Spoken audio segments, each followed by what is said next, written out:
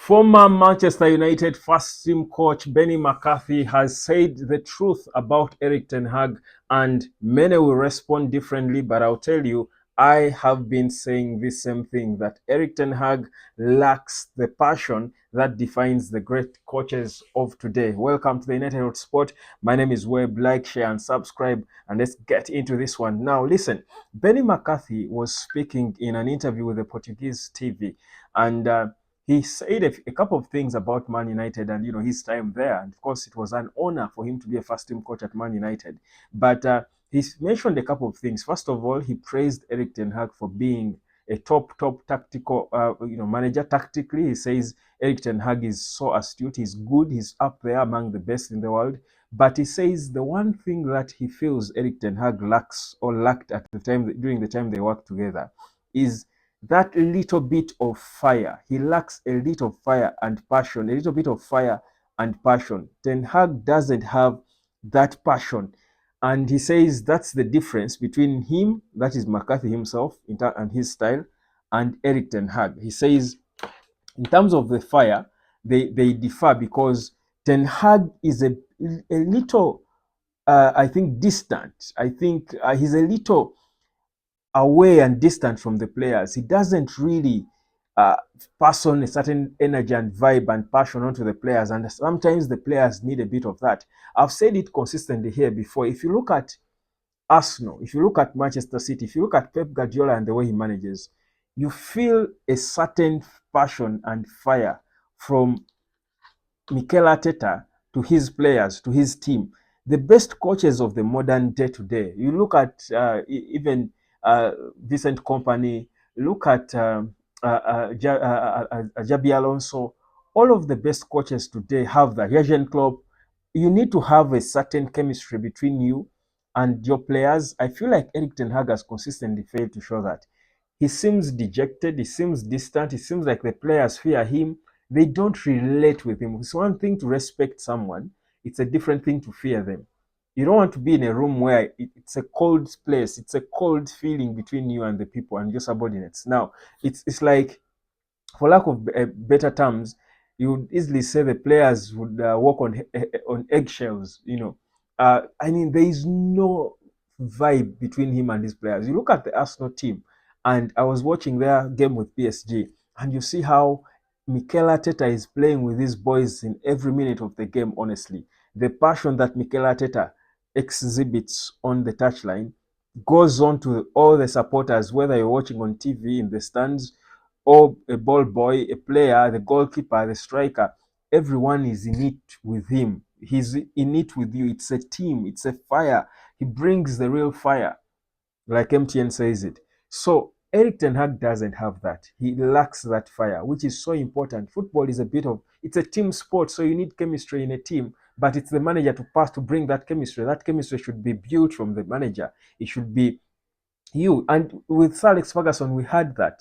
You felt it. Even if Sir Alex Ferguson was fierce and feared by the players, he was tough, he had that fire passed on to his players, and every player in there was fighting and fighting and fighting for the manager and for the badge. Ten Hag doesn't have that. Now, you might have all the tactics in the world.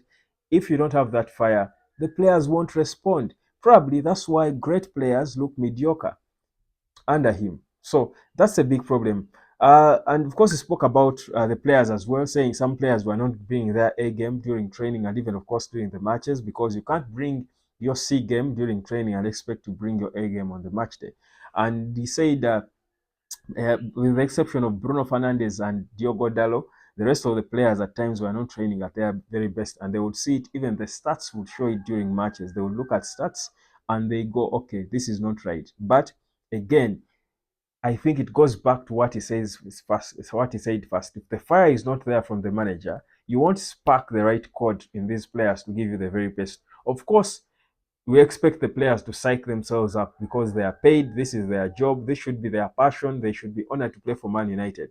But you see, these are humans, and that's why the manager is there. They need the manager to get it out of them, to get them running, to get them fighting, to get them, to spark them up, to light them up, to set them on fire. But if the manager doesn't like the fire himself, that doesn't have the fire themselves, then There is no way the players can do it on their own. So it's a big problem that United has, and of course, people might look at that as, you know, an unseen, far-fetched problem. But I think for me, it's everything. It's everything, because there are games where Erik Ten Hag has proved that there are games where Erik Ten Hag has proved that he's a top tactician. I mean, he has been against Pep Guardiola and he has shown us what he can do. He has tricked tactics around and they have worked magic against the hardest team to beat in Man City.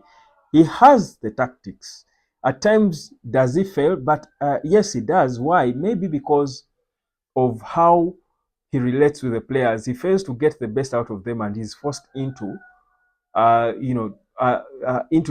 making the decisions he ordinarily wouldn't have made, because maybe the players are not psyched. Because why is it against Man City, which is a rivalry, which is a local derby?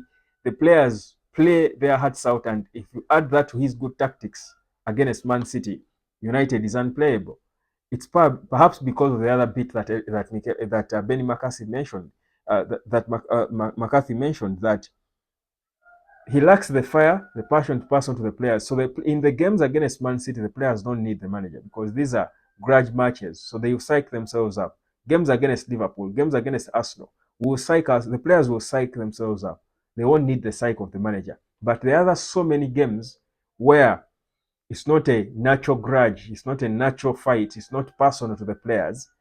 They will struggle. So it's a it's a bad place to be at. But of course, all these are things we're trying to understand what the problem could be with Man United. But if Erik Ten Hag does not have fire in him, does not have the passion in him, trust you me, we can only go so far. We can only go so far. It's difficult. It's difficult to compete with teams like Man City, like Arsenal, like all the other teams, because they are playing against managers who have their teams playing with them. They've got playing for them, fighting for them. So clearly, the players are not playing for Erik Ten Hag. They're not fighting for him. That's why they will even leak information from the dressing room to the media, knowing they'll spread it out there.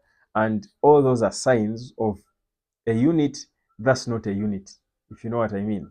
So that's where we are. But of course, we have an important game coming. FC Porto is next. We know that Bruno Fernandes is available for the next Premier League games. We have FC Porto coming. Are we going to see Erik Ten Hag change? Honestly, at his age, I think he's in his mid-50s, really. I don't think it's the time for us to expect him to change his personality. I think it's a more of a it's a personality problem, but also I feel like Erik Ten Hag is not exactly happy in Manchester per se. I think he's more of under pressure than happy. I feel like because at Ajax, I think he had a bit of that fire at Ajax because he was in control. I feel like at Man United, he's working, he's doing a job which is difficult because, first of all, perhaps some of the players don't feel him. The media is not for him. There is a certain the media has not supported him. I think from arrival. I mean, I feel partly why he's not opening up. He's a little timid. He's doing a job. He's not expressing his passion. He's not expressing himself, and you're seeing it even in the players. The players are also then tapping from the same energy that the manager has. They're also just doing their job. They are not expressing themselves per se, which I think for me is a is a bit of a problem, and it's clear, it's glaring. You'll see it that the Erik Ten Hag of Ajax and how he was at the touchline, his antics on the touchline, in the dressing room, joking with players, is not the Erik Ten Hag. I was seeing him with the FC20 players, and you'll see he's not the Erik Ten Hag at Man United. The Erik Ten Hag at Man United is more timid. He's not confident. He has no presence on the touchline. He's not there. You don't feel him. He knows, I think, that many people perhaps are not backing him. So you can see he's not feeling at home. He's not at home. And when you're not at home, you can't really do your best. Mikel Arteta is at home in Arsenal. Pep Guardiola is at home at Man City. Jabi Alonso is at home in Leverkusen. Would you say Erik Ten Hag is at home in Manchester? From the body language, from I don't think so. So all that is a problem. So for us to expect that Erik Ten Hag will change and somehow just get the fire in him again and pass it on to the players, I don't think it's really going to happen. I don't think it's really going to happen.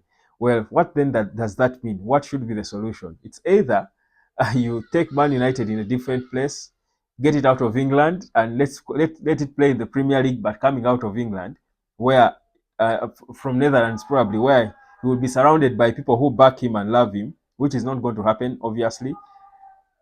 Or just find a solution, a lasting solution to this lack of fire. I mean, it's a difficult place. What a bad time to be Erik Ten Hag. But that's exactly what's going on at our beloved club. Well, I'll leave it at that. The FC Porto game, of course, I will be back to talk more about it. I think it's a good game for us to try and come back and, forge a comeback and silence all the naysayers, including, of course, myself. I think I've partly sounded like a naysayer after that game against at Tottenham, but I think we all have, haven't we? That's not the level we should be at as Man United. But anyhow, that said, I don't think we shall lose against FC Porto. Whereas it's an away game, a difficult away game in Portugal, I think we have every chance at least to salvage a point in that one and forge a comeback. My name is Webb. This is the United of Sport. Like, share, and subscribe. And let me catch you later, guys. Peace, love, and harmony.